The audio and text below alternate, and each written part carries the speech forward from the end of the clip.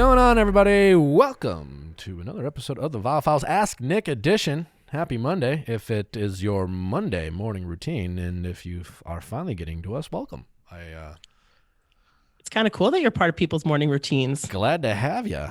Chrissy, how are you? I'm freezing. How are you? You look like it. I'm like wearing a parka. It's so cold today. I'm fine. It's fine. I love it. Yeah, well, I'm glad you're warm. I don't know if we have much to talk to before we get to our callers. We got some great callers who joined us today. Don't forget to send in your questions at asknick@castme.com, cast with a K. Love your submissions. We appreciate the people who do write into the show and share your stories. Obviously, it's the lifeblood of this show.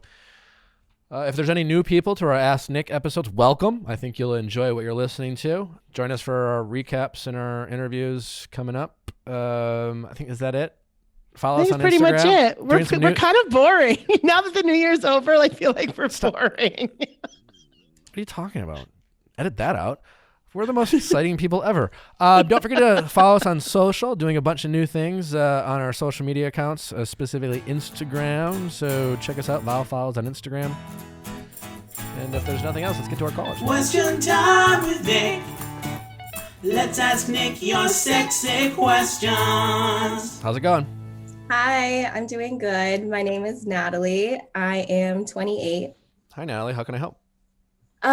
Okay, so I originally sent in a question about a guy that I ghosted, and I had asked you if I can reach out to him. And I'll just tell you the backstory really quick. So we met on a dating app. We met on Hinge, and we started talking, and it was really quick that he asked me out. And at first I was a little hesitant, but I was like, you know what? He seems really nice and whatever. So we meet up, we go get dinner and drinks, and we had a great time. It was we met up at 6:30, and by 10:30, the date was starting to end, but we still wanted to keep hanging out. And Great. so everything was going great. And during the date, he was he even asked for a second date, and was saying all this stuff oh yeah, I'll go do this with you. And so I'm just thinking in my head, okay, this could be a good guy, Mm-hmm. And so at the end of the night, we talk about going somewhere else to another bar.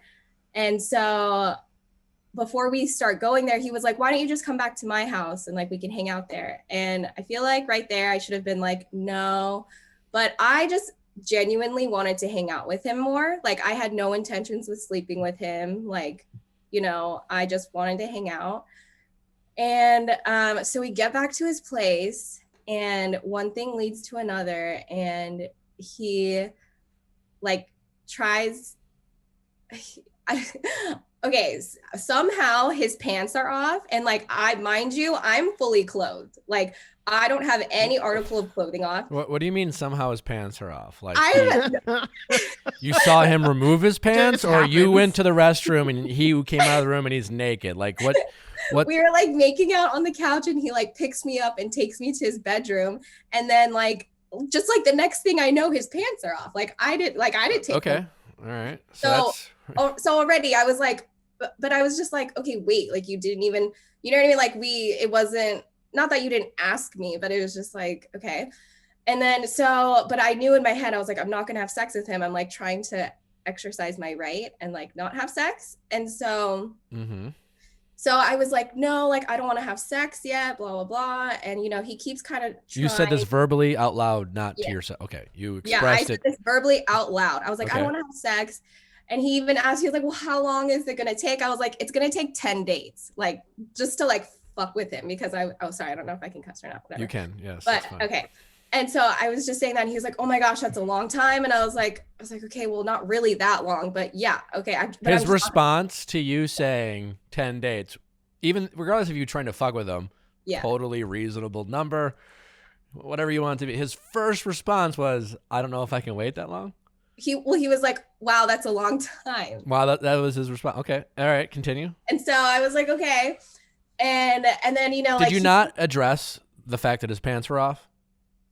Other than saying, you weren't what the fuck are you doing? Why are your pants off? No, because it was still in the moment. It was still I mean, I still enjoyed it, but like you know what I mean? Like, Oh, well, no, I'm not sure I know what you mean, because you first described it as a kind of a fuck moment. Yeah. It's fine if you enjoyed it too. I'm just trying to get a clear understanding of the situation, because it would be aggressive on his part, right? Yeah. I mean, and context very much matters in these stories, right? I Because know. it's a very, the difference between, oh, I thought it was hot that he took the initiative, or wow, that was really weird and now I'm uncomfortable because you're naked and all we were doing is kissing. Yeah, no. Okay. So it was hot. Like, it was like, okay. I mean, it wasn't hot though too, because like I didn't want to actually have sex. Like, whatever. Wow, this is all very confusing. I know. You can want to not have sex and round like the bases, and you can think a lot of this is hot and still not want to have sex. That's totally okay, right? Like, Right. Yeah. Correct me if I'm wrong. It sounds like while you thought it was you were surprised by his pants being off in the moment, you still actually thought it was hot, but you felt the need to express yourself just in case he was confused, to let him know that you weren't going to have sex that night. But you still felt safe and comfortable. Yes. But the need to express yourself, his response was, well, that's a really long time. Yeah. Like, okay. All right. Yeah, exactly. Like, it wasn't too much, but I was like, I'm not going to have sex with you though, Okay. And so he said that, and then what's next? And then, so I was like, he kept kind of still trying to like have sex with me. And I was like getting tired at this point, because like now I'm laying down on a bed and I'm like, okay, now I'm getting tired. I think I'm just going to go home. Okay. And so he orders me an Uber home. And so did he sound frustrated, annoyed? Did his actions make you feel guilty? No, well, he did feel a little guilty because I was like, okay, I think I don't care about how he felt. I'm wondering if his actions made you feel guilty for not having sex with him. No, not. Was he pouting? Was he like throwing a temper tantrum, or was he like? He wasn't super like. I mean, he wasn't like super happy, but he also but he didn't make me feel guilty, because I felt better that he like wanted to order an Uber home for me. Like, sure. That's nice. Like, sure. If I had to like get my own and like he was just like, okay, bye, then I'd been like, okay, well, he's obviously not that caring. Yeah. So like that action to me meant a lot more. It was something. Yeah, it was something. I don't think he deserves a medal, but it's nice. I know. I'm giving him too much credit. But yeah, no, I thought that was really nice. So then when I got home, he texted me, was like, did you get home safely? And I was like, yes. Great. And he was like, he's like, I'm looking forward to seeing you again. Like, I had a lot of fun tonight, blah, blah, blah. And I'm like, me too. Good night. Literally 5 days go by and I'm like, nothing from him. Like, no text, like, no, hey, how are you? And so I got frustrated, and I'll admit on my part, this was wrong of me. But before we met on our date, we became friends on Instagram. And so I went and unfollowed him and made him unfollow me. You made him unfollow you? Yeah, because you can do that. What? So hold on. You went on a date. Yes. Pants off, Ubers you home, checks in, says he has fun. Yeah. Then he doesn't reach out for 5 days. And then 5 days later, you unfollowed him on Instagram and then reached out to him via Instagram and made him unfollow? Like, okay, so what you could do on Instagram, you can like unfollow somebody and then you can remove them from your list, from your followers. Like without them knowing, not like you can have someone unfollow you on your own. Yeah, you can have somebody. You can make somebody. Yeah, that's the thing. You can make people unfollow you. Look that up after this. So you did that. You unfollowed you for him. Yes, because I was like, you know what? Like, if he doesn't want to talk to me, I'm gonna take matters in my own hand and just remove him from my life. That's fine. I didn't know that existed. I mean, that's also more. That seems more normal than you going calling him and saying unfollow me now, but you didn't have to do that. You just did it for him. Okay. And I wouldn't do that. Like I was like, okay, no. That's nuts. Okay. So then literally 2 hours later after I did that, he noticed. He texted me and he's like, hey, how's your week going? Oh, he pretended he didn't notice. But... I don't even know, but I was like, number one, yeah, you're not gonna address that, and number two, you're just gonna like, oh, hey, like, how random. But so I never replied to that because I got pissed. You didn't reply. Okay. No, yeah, I didn't reply. Yeah. So these texts I'm looking at, when did this start? Hey, Neil. Okay, so I sent in the email, and then a couple days after I sent in the email, I was like, fuck it, I'm just gonna take matters into my own hands again and just text him because it's gonna be the new year. Like, I don't want to have to because it was like a month or so that went by, and like I was still thinking about the guy. So I was like, you know what? I'm just gonna do something. I couldn't wait long enough. There is nothing worse than paying a lot of money for fast, cheap fashion, especially when you're ordering clothes online. I tell you, Everlane is changing the game because when you're ordering clothes via the interweb, it's nice to order it from a company that cares about where they're getting the material they're using to make the clothes. In 2010, Everlane made a resolution to create quality clothing with ethical factories and radical transparency. They do extensive research and vetting to use ethical factories that provide fair wages and reasonable hours to the skilled people who craft their clothing. I don't know if you saw the turtleneck I sported on my Instagram, but that was from Everlane. They have high quality clothing. Everything I have from them, I really like. It seems very high end and well made. And I got to say, when you're ordering clothes online, there is nothing worse than getting something and it just having it look cheaply made and you just don't know where you got it. Fit well. Doesn't fit well. You get what you pay for, and you don't have to pay a lot with Everlane, not for the quality that they offer. So to get your Everlane essentials like t-shirts, jeans, turtlenecks, footwear, they have it all. Go to everlane.com/VIALL and sign up for a 10% off your first order plus free shipping. And get easy returns within 60 days of your ship date. That's 10% off your first order when you go to everlane.com/VIALL and sign up. They got sweatshirts, cardigans, sweaters, slippers, and more. Well, you've heard me rant and rave about Brooklinen, and that is not changing because everything they do is like magic on your body. So whether it's sheets that you're sleeping on, casual loungewear that you're putting on your body, or their towels that you're wrapping your clean body around, Brooklinen is magic. I love them. Been using them for a year. Rich and Ricky, the founders of Brooklinen, tried to find beautiful home essentials that didn't cost an arm and a leg. So that's why they started Brooklinen. And I got to tell you, it's been a game changer for me.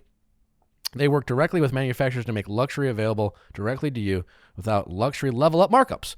Brooklinen has a variety of sheets, colors, patterns, and materials to fit your needs and taste. With over 50,000 five-star reviews and counting, you don't just have to take my word for it. You can take 50,000 other people who also think it's the world's greatest gift. And Brooklinen is so much more than sheets. As I remembered, their loungewear is truly the most amazing thing I have ever seen. You love their loungewear so much. It's fucking incredible.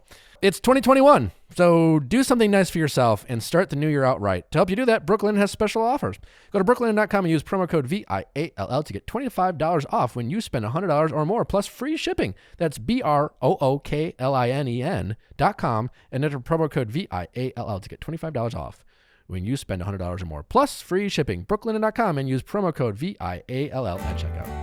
And then you sent these messages to him. Him. Yeah. Okay. So, I sent those messages reaching out to him. Okay. And I have these messages. I'm going to go ahead and read them to our audience. Read them. Tell me if you think I don't know. Hey, Nathan, she writes, ! You sound excited. Wow. Okay. I was just thinking about how you're doing. Okay. It's a small lie there, but very vague. Sounds very positive. It was more like, hey, Neil, where the fuck have you been? It was more, well, that's probably what you meant. He writes, hi, that's weird since you deleted me on Instagram and quit talking to me, LOL, but I'm all right. Currently in Park City with friends. It's aggressive, but fair. Right? On the part of Nathan. No, of his message. Yeah. Okay. Haha, I know, right? I love how you laugh. It's like, haha, yeah, I did. Haha, I know, right? And yet I still think about you. Okay.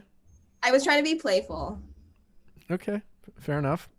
He doesn't respond. How long did you, before you sent the follow-up text? Was it immediate or did you, because there's another message by you.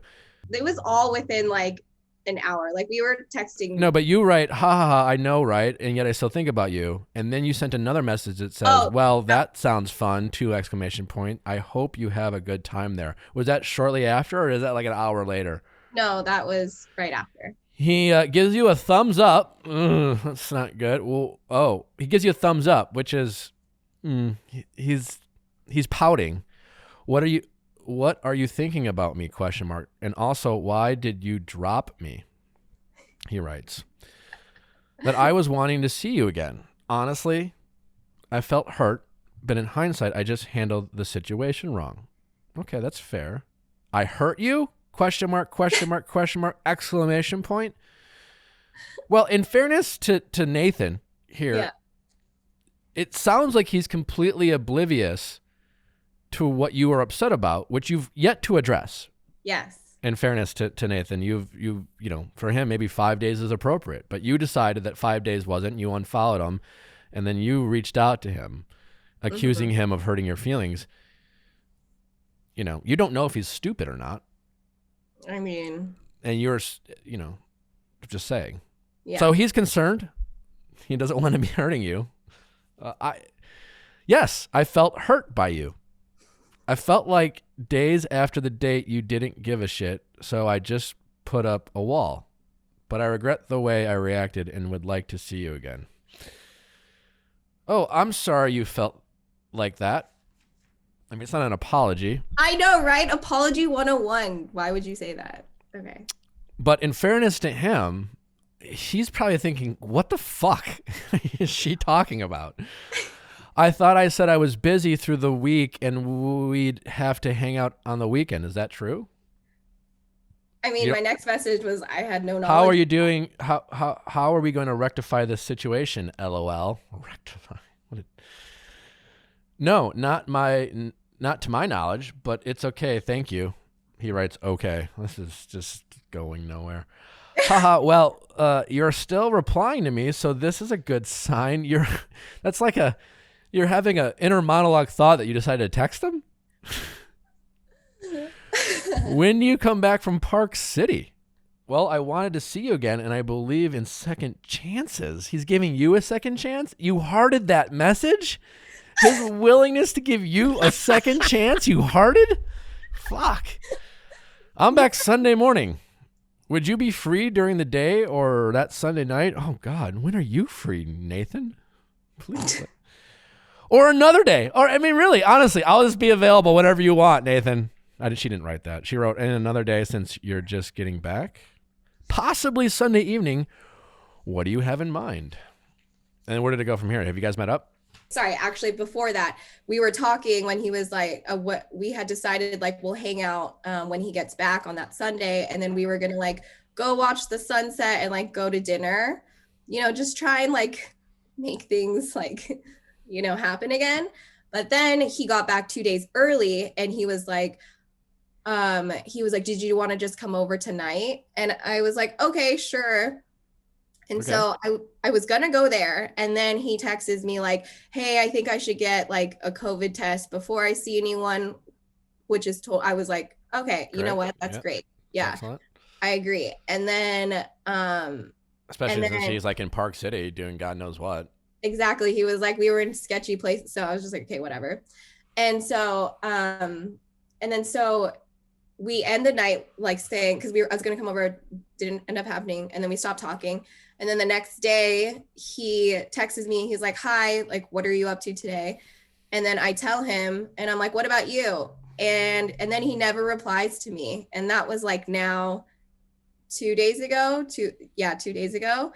And I'm just like, is he trying to get back at me now? Like, or... I mean, I don't know. Like, this is a whole just messy situation. I don't think you should spend much more time worrying about him. I know. What do you like about him, other than you had a kind of okay time? I think he's cute. He's established. Like, you think he's hot? No, I think he's cute. I don't think he's hot. I think he's cute. He has a good smile. Yeah, like he lives alone. He has a good job. I don't know. Like, I don't know too much. So he's a guy. Yeah. Okay. Yeah. So you don't know, right? You don't know much about him. Yeah. Other than like, you know, he's kind of horny. His response to you saying I want to wait 10 days was a very kind of like, that sounds like a lot of work. Yeah. He's not willing to put into work for sex, right? It doesn't sound like a guy to me who's all that interested in having a relationship. Even guys who don't want to have a relationship are better at pretending. Right. So he's pretty clear that he's not necessarily that interested in it. He's fine casually hanging out with you. He has a good time. He's not a total asshole that like he'll get you an Uber. He'll check in and make sure you got home safely, right? Sounds like he's good at the whole making out thing. He took his pants off and successfully made you think it was kind of hot. So he's got moves. Kind of. But yeah, he's not really giving you anything else. Do you want a relationship? Are you just kind of looking for a hang and bang? Either answers are fine. Yeah. I mean, I'm definitely looking for a relationship, and Definitely. So, yeah. And so what about the first date would tell you that he is? I don't know. I got the vibe because he was talking about like second dates, and then he was talking like I was like talking about going to church, and he was like, "Oh, I can go with you to church. Like I'll go with you." Yeah, like that's why he offered church. He offered it. Yeah, like I didn't even ask him. I was just like bringing it up that I go, and then I go on Sunday, obviously. And he was like, "Oh, I'll go with you next time. Like, I'll go with you, blah, blah, blah." And so I was thinking, I was like, okay, this guy like sounds like a really good guy. It's one of those things where it sounds really great, but it doesn't necessarily mean much at first. Yeah. Like it could mean a lot, but just because he's willing to like sit through church service doesn't necessarily mean anything other than that's what he's willing to do. Might be what he's willing to do to get laid, for all you know. You have very little information about this guy. I know, very little. What you do know is that he doesn't necessarily pay attention to what you say you want. And the things that you say that you're not okay with, he doesn't take as like clear answers, he takes as suggestions. Well, I'm not going to have sex with you tonight. And he keeps trying, right? Like he's not paying attention to you. He's not listening. He's not necessarily even respecting what you want. He's hoping he can convince you to change your mind. Yeah. And then when you sound definitive about what you want, he kind of pouts and complains. And then like at a minimum, he like gets you an Uber so you don't think he's a total asshole. All right. But so I guess, so listen, I don't think this is your guy, right? I think for you in the future, you have this weird like pattern of like being passive aggressive, but like weirdly direct when it doesn't make sense, right? Like you unfollow him and make him unfollow you and then like tell him that you were thinking about him. Like, so just be direct right away rather than passive aggressive. You don't have to unfollow him. It's so petty. And then you immediately give him the upper hand.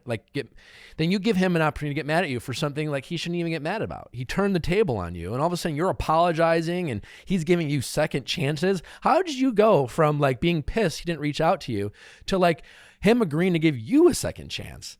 Like, what the fuck? How did you do that to yourself? Well, because I felt like I was in the wrong. Like I felt like I like ran away from the situation when I should have at least communicated that I like, if I was mad, I should have at least communicated it. I like took the I mean, next time if you don't hear from a guy that you want to hear from, why don't you text him and say, "How's it going?" Exactly. See if he responds right away. That's what was like I was beating myself up about it because I was like, in hindsight, I would have totally done it differently. I would have reached out and took matters into my own hand in that way versus like taking matters in my own hand and like unfollowing him and all that stuff. Yeah. So now you know. So next time it happens, just handle it differently. But at the same time, I don't think you should. Like, I'm not saying he's a bad guy or he's some sort of sexual predator, but I think it's important to realize that like, he's definitely more interested in getting laid than he is finding a relationship. And I think you can, if I look at this, I've had sex on the first date, right? I don't go on first dates and hope to get laid, but it has happened where we have had sex, right? And I've gone on first dates where I've been really sexually attracted to my date. But if I really liked someone and she said 10 dates, my first response would not have been, "That's a really long time." If I liked her enough, I'd be like, okay. If I didn't like her enough, I would just not say anything. I'd be like, okay, cool. Like, no problem. And then like maybe not follow up or I wouldn't say, "Let's have a second date," So what I'm saying is this is a guy who sees your reluctance to have sex as a challenge, not because he necessarily likes you. Mm-hmm. He sees it as a challenge. Mm-hmm. Yeah, right? And he kept trying. And that's, probably why he wanted to go on a date with you, not because he liked you. enough to wait 10 days, but because maybe he could convince you to do it on date 2 or 3. Yeah. And if he really liked you, you said you wanted to wait 10 days. And what did he want you to do on the second date? Is it to come over? I mean, that's not a date. I don't. I know. It's so They want to true. come over? That's not a date. No, not at all.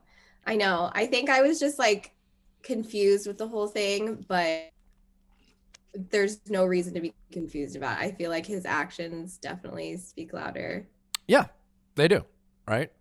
And that's fine. Like you need to, he's not going to be honest with himself. And so you just need to recognize the red flags a little bit better. This is a learning opportunity. It's not the end of the world. You know, I wouldn't feel bad. The thing that you can take from it going forward is when you like someone and you want to reach out to them, even like in a first date, there's definitely confusion around what his life is like, what his schedule is like. So just be more open and direct up, you know, rather than passive aggressive. It's really hard to get what you want when you're passive aggressive with someone you don't know. I mean, you're just kind of you're just throwing darts against the wall, hoping something lands. You know, I don't ever advocate for being passive aggressive, but you at least have to know how someone might respond to your actions, because you know it's obviously a manipulation tactic to be passive aggressive, to like try to get someone to do or say something without like being direct.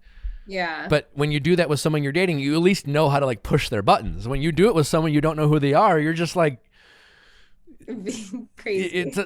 Exactly. It sounds like you're fucking crazy. When you try to be passive aggressive with people you don't know, it just comes across as nuts. And you had that's not a crazy thought to feel confused about why he didn't reach out or call. So next time, just be a little bit more direct. As far as this guy goes, I think he's just a guy who just wants to get laid and have some sex, and he is willing to try to convince you to change your mind. Yeah. So regardless, he sees you as a challenge. That's really it. Okay. But like, so that whole 5 days that he didn't reply to me or he didn't text me, would that be like a good indicator to know that he's probably just looking for sex? Like, not necessarily. It's an indicator that he wasn't super excited about the date. It's an indicator that he liked you and he might follow up, and maybe there's just a lot of, you know, one date can only tell you so much about two people, right? So all it really told you is that he wasn't like over the moon excited about a second date, because he would have definitely reached out. He would have made plans if he was excited. And that's okay. You can be not excited on the first date and then it can end up being the love of your life. But that's all you really know about that, right? Yeah, that's so true. But what he did on the first date was an indication that he was probably more interested in getting laid than anything else. Right. Yeah, I think so. But I also kind of felt bad because I feel like it was me that I was like, yeah, we can go back to your house. Like, I feel like I should have probably ended the date. It would have been, I think that gave him the idea that like, oh, maybe I can just get laid by her. And then it like, versus like, oh, maybe I should date her. Well, I don't think you should feel guilty. You didn't do anything wrong, right? Just because you'd agree to go upset is not permission. That's you're not giving him permission. So that's not your fault. I want to be clear about that. But in the future, yes, to avoid confusion, just trust your gut and go home, right? And there's a good bet that he might try if you go up to his apartment on the first night. You know, doesn't mean you have to apologize for that, but to avoid those type of situations, it might help just not going up there, setting your boundaries, right? Up front. And it might help avoid confusion in the future. Okay. Thank you. All right. Best of luck. All right. Take care. When it comes to getting in shape and staying in shape, nothing feels as good as feeling of accomplishment. And that's why Echelon is helping you meet your fitness goals. And Echelon is helping you do that by offering their next generation of connected fitness bikes, fitness mirrors, rowing machines. Their Echelon Stride Start treadmill is a gift. No matter what your favorite fitness activity is, Echelon gives you a fun and challenging workout from the comfort of your home. The EX7S is Echelon's latest state-of-the-art innovation that takes cycling to the next level. The EX7S connected bike is built with performance, flexibility, and durability in mind. The EX7S is the bike for competitors at heart. The world-class instructors will motivate you with thousands of daily live and on-demand studio-level classes, always available when you need them. So, and you have one at your house, right, Nick? I have an Echelon bike. It's wonderful. I used it on Sunday. Go to echelonfit.com/VIALL. That is ECHELON fit.com/VIALL. Right now, you can try any Echelon fitness equipment at home for 30 days. How's it going? It's good. I'm Jennifer. I'm 21. Yeah. Nice to meet you, Jennifer. How can I help? Yeah. So I wrote in about a situation with my girlfriend. So we've been together for 3 years, and I'm 21. We started dating like a couple months into going to college together, and now we're going to be graduating in the spring. Okay. And I think I'm just looking forward to that, like with a lot of stress, because there's a lot of uncertainty about like what our lives will look like after that. We don't really know like if we're gonna. I'm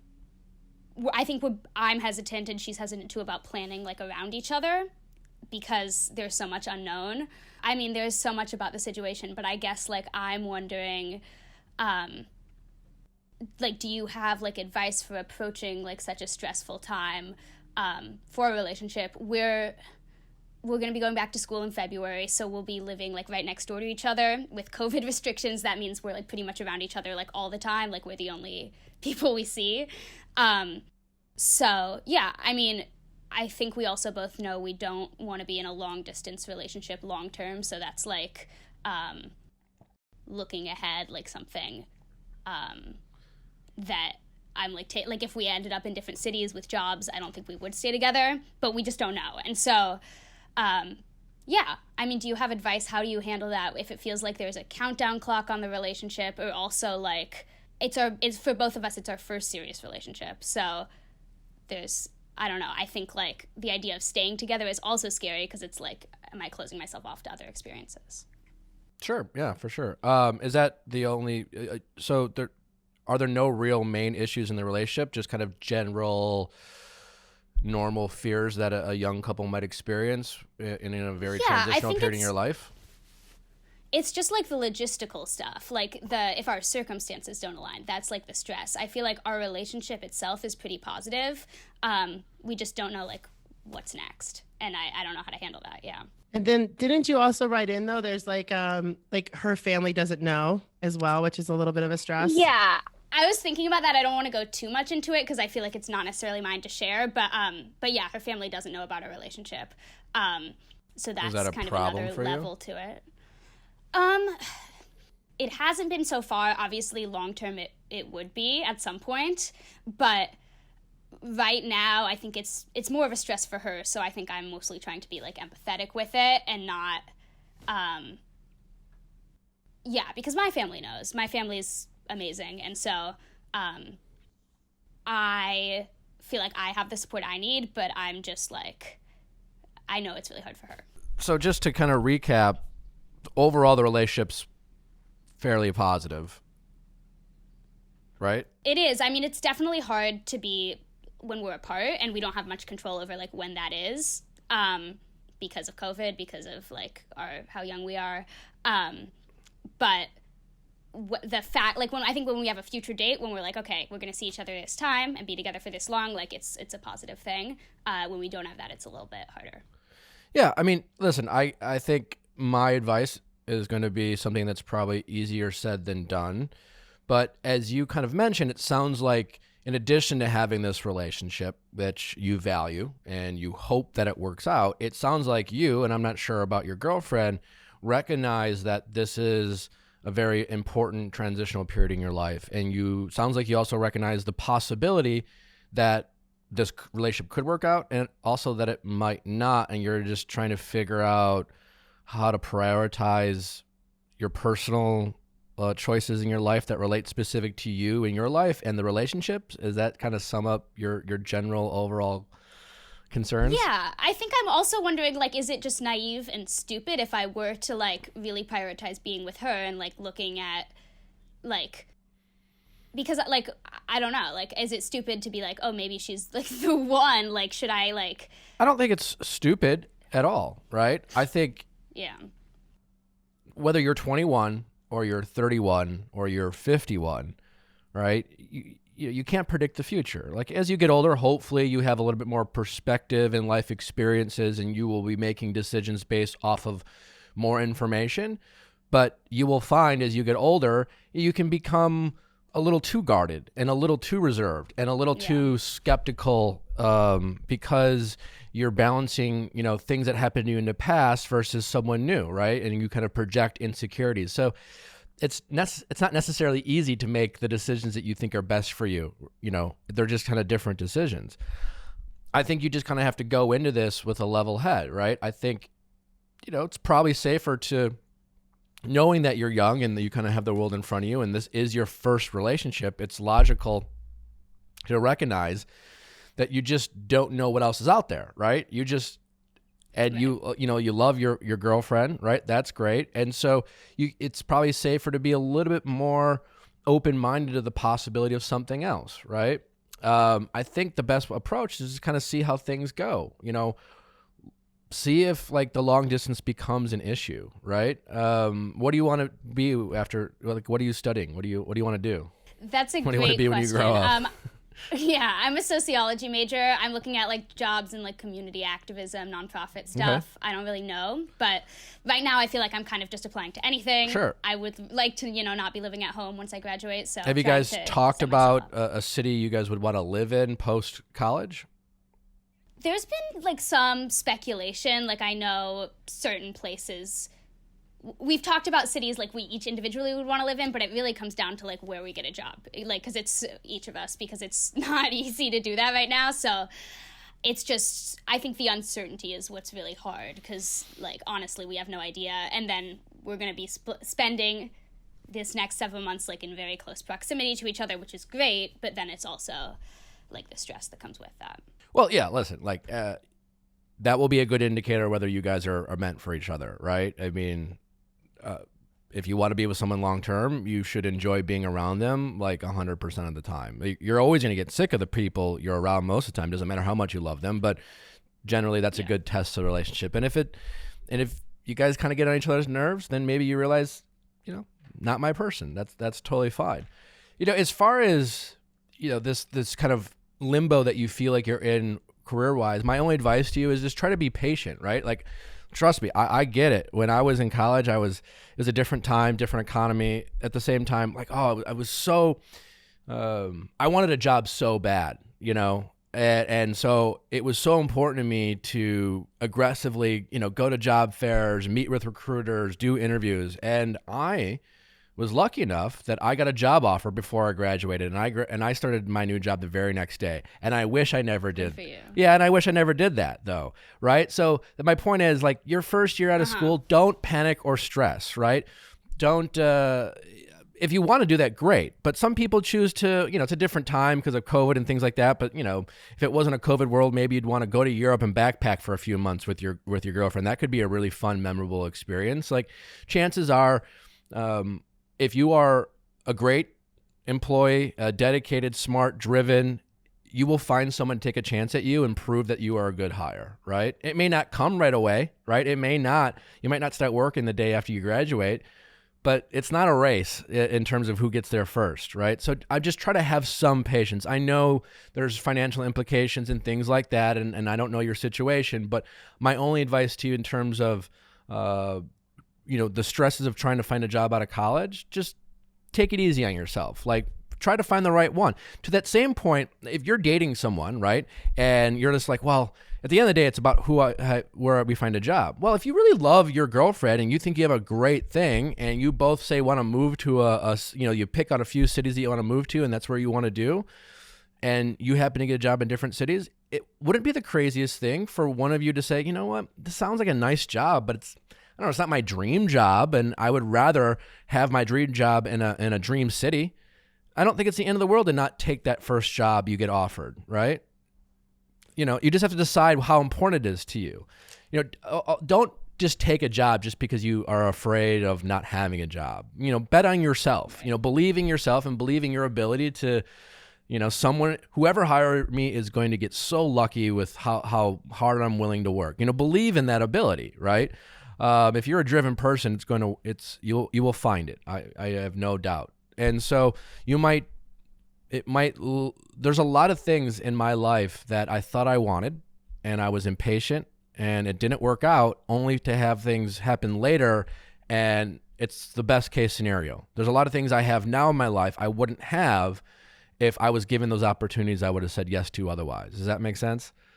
So Yeah, I think, yeah. So don't be afraid That's if you have actually- a good relationship to prioritize that relationship. And you know what? If you end up breaking up a year later, it's still fine, right? Don't give up your dream. If you have a dream job, if there is something that you're just like, this is my dream job, and you get offered that opportunity, then you might have to make some sacrifices to the relationship. But, you know, don't be afraid. You don't feel like you have to take the first job you're offered to in whatever city it is just because you're like, oh, I have to do it, you know, and then sacrifice everything else. I don't think you have to do that at all. I think that's actually very comforting to hear that, like, it's okay to prioritize a relationship. I guess, okay, my other, like, follow-up question to that is, like, if she is not willing to if she is like, I'm going to take a job in this place, like, is that like a red flag that like we're thinking about it differently, or is that like a situation where it's fine, like I cannot prioritize my job as much? It depends, right? Depends on how you guys. If you feel like you're in a relationship with someone who is always going to prioritize their needs first, that's a potential red flag, right? You know, ideally, if you're going to make a decision, say not take a job in whatever city just because it's your first job because you want to prioritize a relationship and you feel like that's not even on their radar in terms of, then yeah, that is a red flag for the relationship. You know what I'm saying? Like, it doesn't do you any good to make all these sacrifices for a relationship and then your girlfriend's just like, listen, if it works out, it works out, but I'm not going to do anything. I'm not going to go out of my way at all to make this relationship work. You know, I'm going to take the job that I want. I'm going to live in the city that I want to live. And if you happen to be there, then we'll still date. Yeah, that's a red flag for the relationship, you know? So as a couple, if you guys want to say, hey, we love each other, we want to try to make this work, let's see if we can make some reasonable sacrifices and have our cake and eat it too, right? I think there's nothing wrong with doing that. But yes, you should both be on that same page. You should be both willing to make some reasonable sacrifices. You know, and if it takes you 6 more months or 12 more months to find a job that you really love, I think that's okay. You know, again, I don't know your financial situation and if you can afford to do that, but if you can, I think it's okay not to take a job that you don't love or won't, you know, be passionate about or won't want to be in. There's, you know, you don't want to have your first job to be something that you're miserable in and you end up not being your best self and you don't end up getting a referral and you want to quit in 6 months. That doesn't do you any good. You know, something that you don't want to end up putting on your resume anyways, because you didn't get the experience you thought you wanted, or, you know, it just was negative for you and negative energy and it affected your personal life. Those are things you should take into account when you're making those decisions. Yeah, I appreciate that. I think that's a very useful perspective to hear. Yeah, I mean, and don't be afraid to call this relationship your first love, and that's what it is. Maybe that's all this person is a building block for your relationship life, you know? Most people don't end up with their first life, and that's okay. There's a reason why, because, you know, you're like winning the relationship lottery if you do. Most people don't win the lottery. It's hard to do. Totally, yeah. All right, well, best of luck. Yeah. And I have no doubt that you are going to be successful in it, whatever it is that you want to do.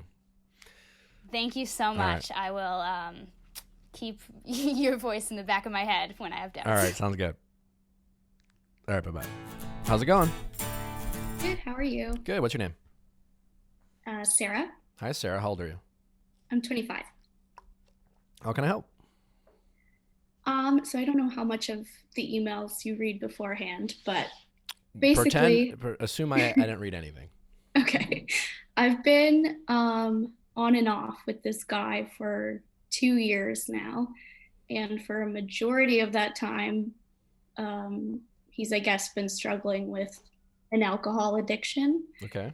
And it's been the main source of every fight, basically, we've had for the last 2 years. Like, we don't really have issues with anything else except when he's drinking, the way he drinks, and what follows his drinking.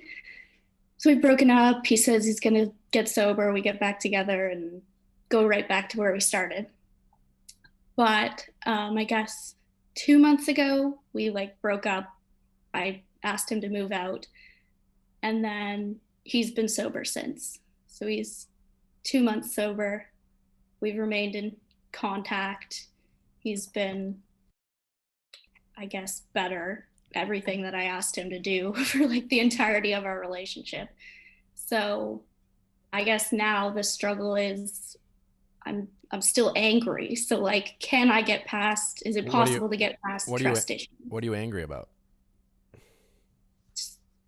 The way he treated me and people, I guess, things he did when he was drinking. What specifically? Well, he'd just always bail. So we'd make plans, but then he'd go out to drinking the night before and then just not show up the next day. Generally kind of unreliable. Yeah. Okay. Why do you want to make it work with him?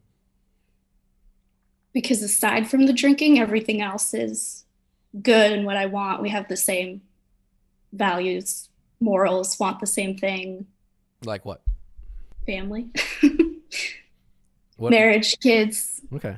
I mean, I'm giving you a hard time here, but I just want you to kind of hear what you're saying is that you want to be with him because you have the same values, and those values are family, marriage, and kids, which are great. But my guess is there's other guys out there who also want the same thing, right? So what specifically do you think that he has that you don't think you could find somewhere else? Interesting. I don't know. I guess okay. The way I feel. I mean, And how do you feel? It sounds like you feel angry, right? Sad, frustrated, confused. Yeah. But then under that, like, I love him. What do you love about him? He's funny. Okay. I like that he gets along with my family. He's very outgoing and friendly.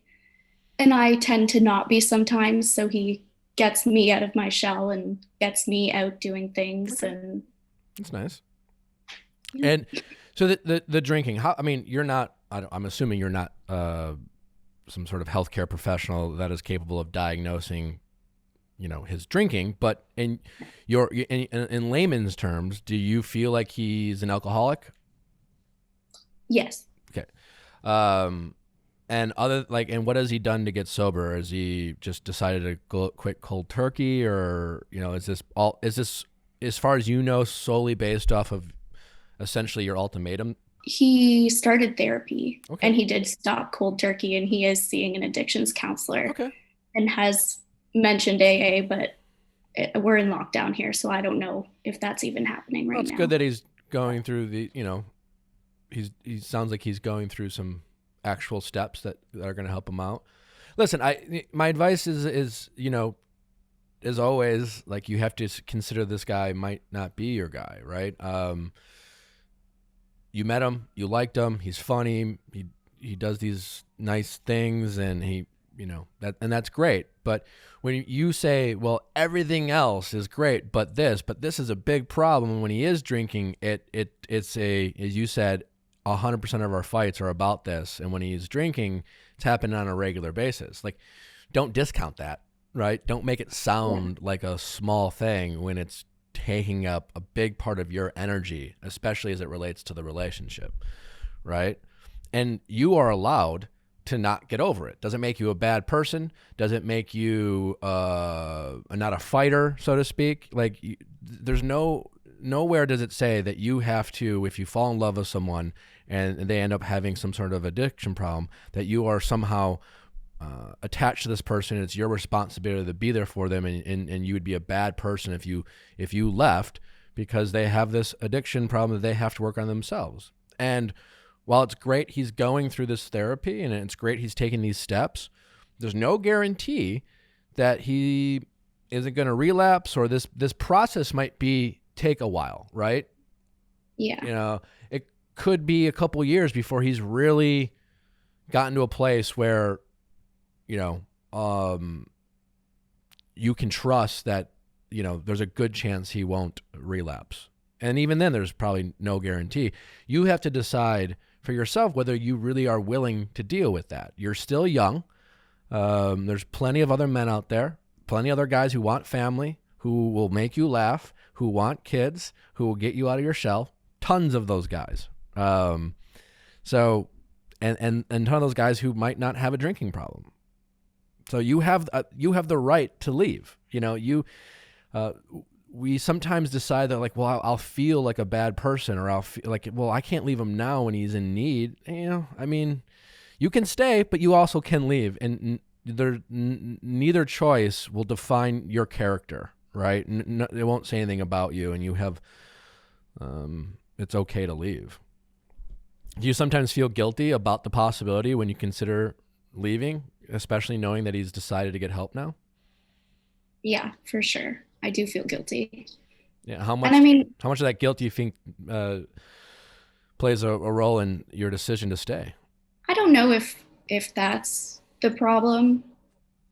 I think another part is that I know that I tend to hold a grudge and I stay angry. Like, someone wronged me 3 years ago that one time, I'm going to remember it and I'm going to be mad about it. That's a good thing for you to work out. You know? So I know that that's something I need to work on. So I'm sort of like, I think it's partially I need to work on that. And I mean, I know I have a right to be angry about things that have happened, but it's just, at what point is it like too much has happened, or is it possible to just trust and forgive? Sure. Yeah. The answer to all those questions is yeah, sure. You know, it's up to the person, you know, like what I'm saying is he's got this issue he's dealing with. You have just recognized something that you think you could work on as a person. Those two shortcomings that you both have as individuals might mean that you're not the best match, right? Maybe he's better served with being someone who's a little bit more forgiving. And I don't mean that as a bad thing. Like, you know, someone who's, you're not going to go back to, you know, something that happened a few years ago, right? Because while you're working on this, right, he's working on this, it might create too much, you know, bad blood or tension or too much baggage. You know what I'm saying? So it's I think that's something to consider. How much do you wonder if there's other matches out there for you? Not often. I guess recently I have, because we broke up and he moved out and I kind of just live alone and we're in a pandemic. So I'm like, I wonder, but I think I definitely think about him and what our future would be more than I think about what if there was someone else. Okay. And do you ever feel like when he was drinking, like, do you ever think to yourself, why can't you do this for us, or why can't you do this for me? Yeah. Okay. Yeah. Well, that's probably like a dangerous thought process, right? Because it's not really, you know, if he has an addiction problem, it's you know, that, I guess what I'm saying is that's a kind of a dangerous mindset to have, right? In terms of, oh, well, if you loved me, you should be able to do this type of stuff. And, you know, it's proving his love and commitment to you. You know, if he has an addiction problem, it's probably a little bit beyond that, right? And I think sometimes we have a way of trying to qualify how strong our love is for one another by how much they're willing to do. If you love me, you would do this, you know, type of stuff. I mean, when you start saying that to your partner more often than not, then maybe you're just trying to fit a square peg into a round hole.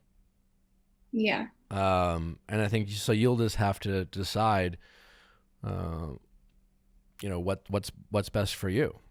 But my guess is that maybe you'll get lucky. Maybe it will be all smooth sailing, but it sounds like in your gut. Well, let me ask you this. If one of the big questions you had was, well, I don't know if I can get over something, and you recognize that sometimes you just hold on to grudges maybe more than the average person. That all being said, if I was a genie and said, you know what? He'll never drink again. This therapy he's doing is going to be very helpful to him, and he'll continue to focus on his self-growth. And as a result, your relationship will not involve alcohol. So everything he's done in the past, can you get over it? I think so. Well, I hope so, right? That's a big deal. And if you can't, that's okay to a certain extent, but then you are wasting your time trying to make this relationship work. Because what's more likely to happen is that there might be some more road bumps. If he has an actual addiction problem and, you know, it's a disease, right, he's going to struggle. And are you willing to help him through it and not throw things in his face and not hold grudges to some of his things that he has to deal with. And you don't have to do it, but if you're going to stay in this relationship, then you are choosing to do that, and you have to do it with a level of, not spiting him every time he has a downfall. Yeah, So that makes sense. decide which one you want and do it, but like, don't, keep this relationship going and then, constantly like throw things in his face when things don't go the way you hope they would, or he promised, or things like that, if he has a real problem. Yeah. Does that make sense? It does make sense, yeah. So in the meantime, I would focus a lot about yourself too. Often in these times when you are dating someone who has this kind of in your face problem, and it's so sometimes we have a hard time identifying the problems in the relationship, but it's pretty clear to you, right? Yeah. You're focusing so much on him and the relationship, you're probably not focusing on the things that you can control or what you could be doing, right? Like things like getting over things. So, Sure. how much energy you're focusing on this problem he has. If that's too much, then the normal things that take to make a relationship work are gonna, be taken for granted. That's a good point. Yeah. So, is this your first boyfriend? No, Okay. How long you been dating him again? 2 years. Okay. Yeah. I mean, I think consider all your possibilities. Don't feel guilty if you want to break up. And if you want to stay together, you're going to have to learn to get over things, and you're going to have to choose to trust him. Yeah. but it's possible either way. Sure, but you have to hold yourself accountable, right? Like, you have to recognize if you stay with them, you are going to take a risk, and you have to be realistic about the possibility that it's almost certainly not going to go the way you hope. And you just said the best case scenario, he never drinks again. You're not even entirely 100% sure you can even get over things from the past. So there's a lot of, potential hurdles in this relationship, when you're being honest with it. And so it's hard for people to really have a lot of self-growth while trying to also make a relationship work. And it's even harder when they feel like they have to make amends. And you know what I'm saying? Well, not only do I have to be better from here on out, I have to make up for what I did in the past. It's really hard for someone to do, all while he's trying to work on himself. Yeah, I think that's part of my problem and concern is I'm like, I need to work on me and you need to work on you, but I don't want to lose him in the process. So it's like, how do we do it all? It might not be able to happen. And if you want, and to answer your question, how do you do that? You will have to make some sacrifices.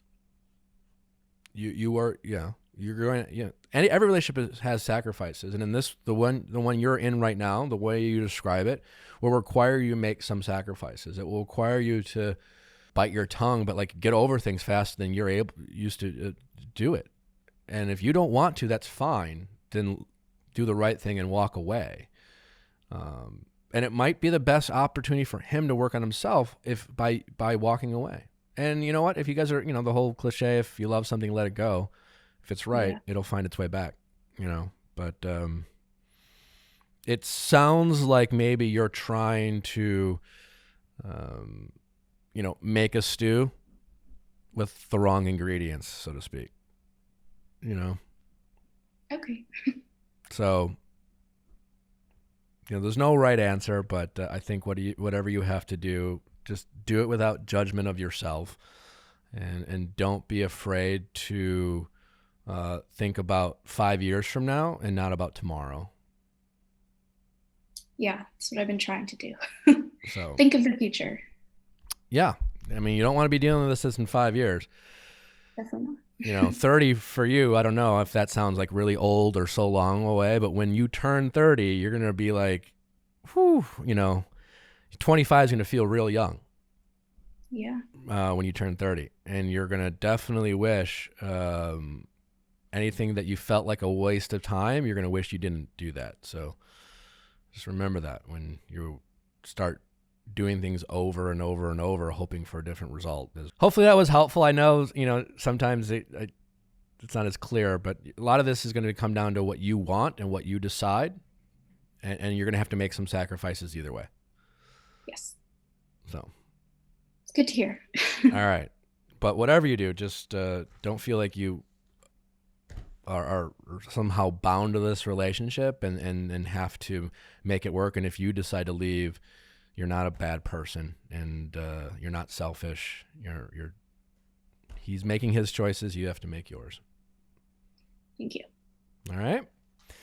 Yes. All right. Well, best of luck. Thank you. All right. Take care. How's it going? Good. Hi, I'm Anna. I am 24. Hi, Anna, 24. How can I help? Hello. So I wrote into you because I was engaged and actually recently became unengaged, and I wanted to get your input of how everything was handled. So I'll give you a quick synopsis and then jump into my question if that works. Sure. Okay. So I started dating my then boyfriend in the summer of 2018. And at the time, like, things were really great between us and everything, except I heard some things about his mom, how she was a little crazy about things, and his relationships. He actually told me that every relationship that he's ever had before ended because of her. And she's been that reason. But I was like, okay, but things seem fine between us, whatever. So we kept moving forward, everything, and things were honestly great between us. They loved me, it seemed. I loved them. Everything was good. We ended up getting engaged summer of 2019, a year later. And then we were planning to get married this past September, but it was canceled due to COVID. Everything was running smoothly until the wedding planning. Once the wedding planning started, we both have very big traditional families. I would say they're much more traditional than my family, though.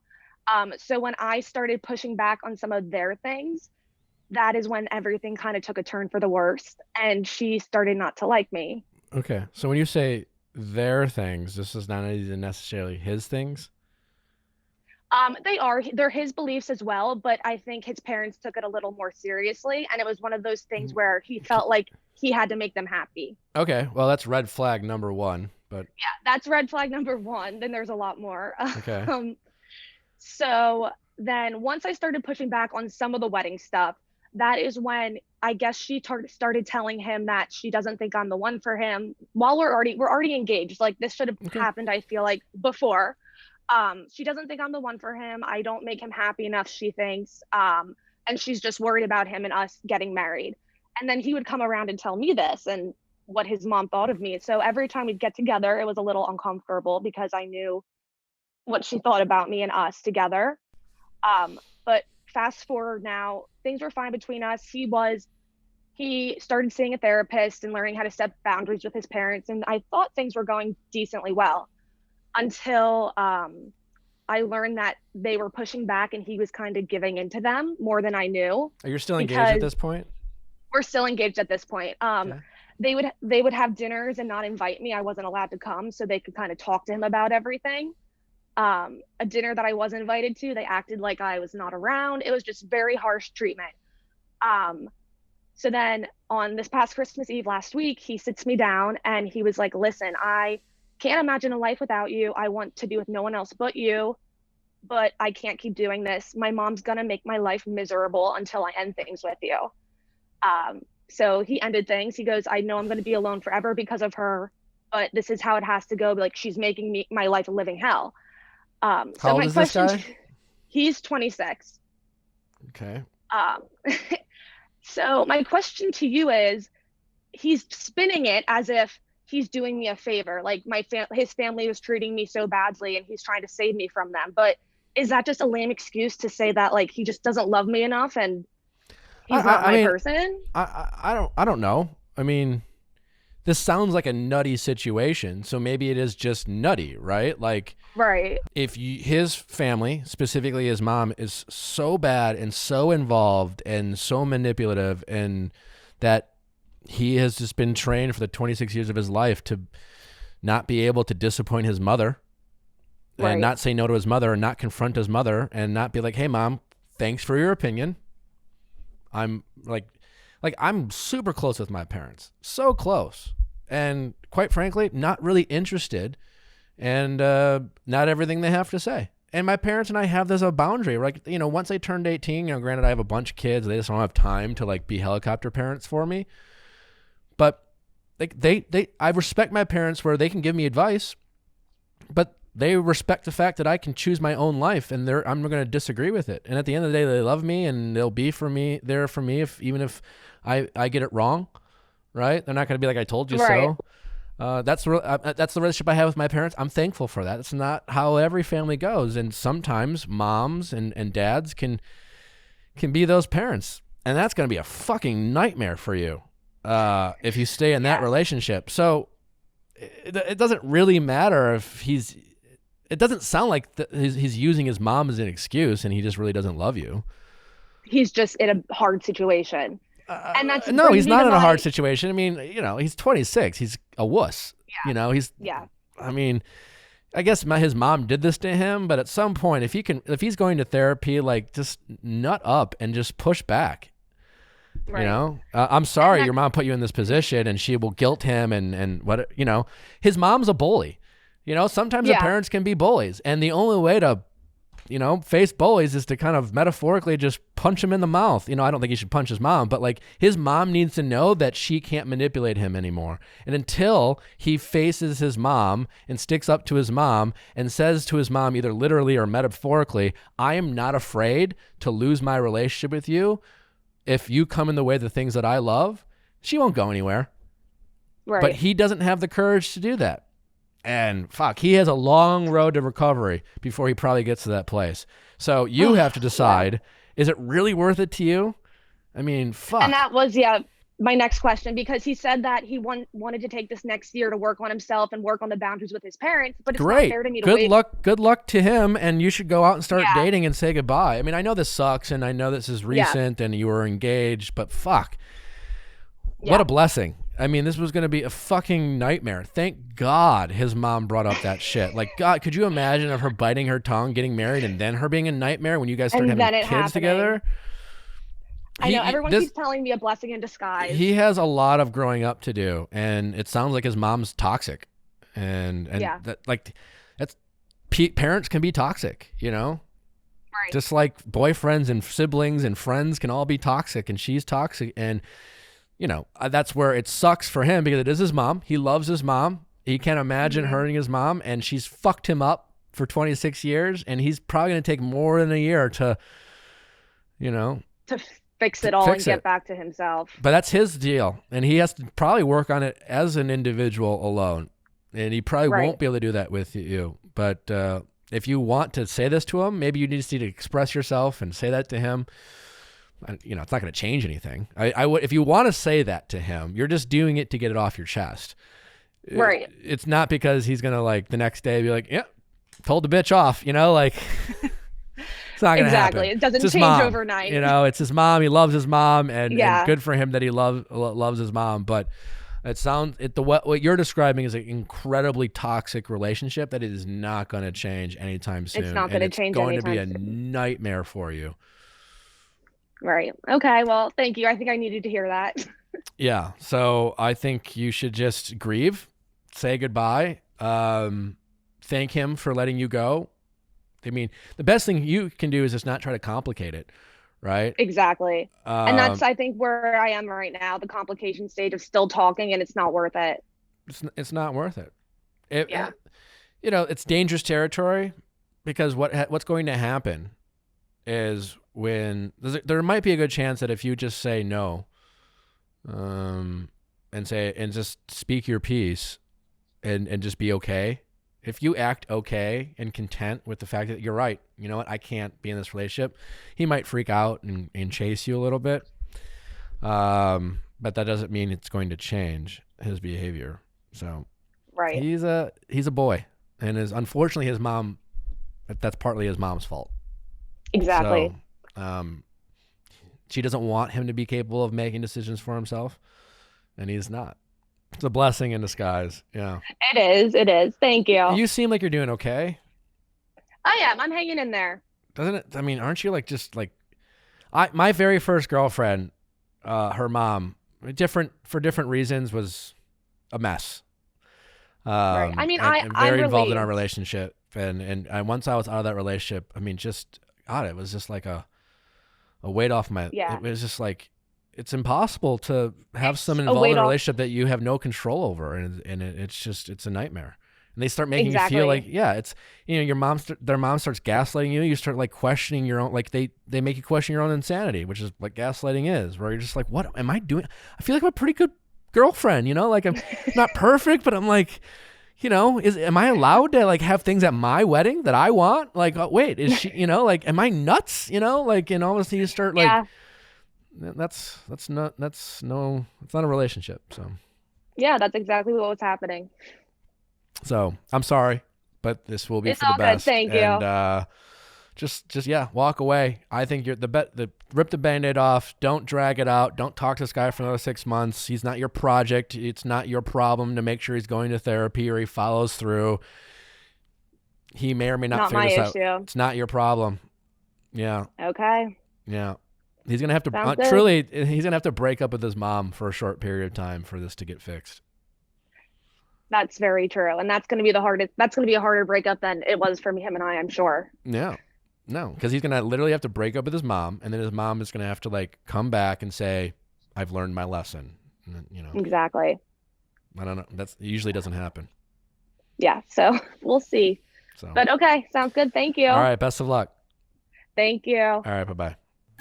Well, thanks for listening, guys. Hope you enjoyed another episode of Ask Nick. Don't forget to send in your questions at asknick@castmedia.com. Cast with a K. Subscribe. Rate us 5 stars. Tune in tonight for a recap of The Bachelor. And join us again on Wednesday for a wonderful, insightful interview. See you next time. Or see you tonight. Or tomorrow. We'll be around. Bye.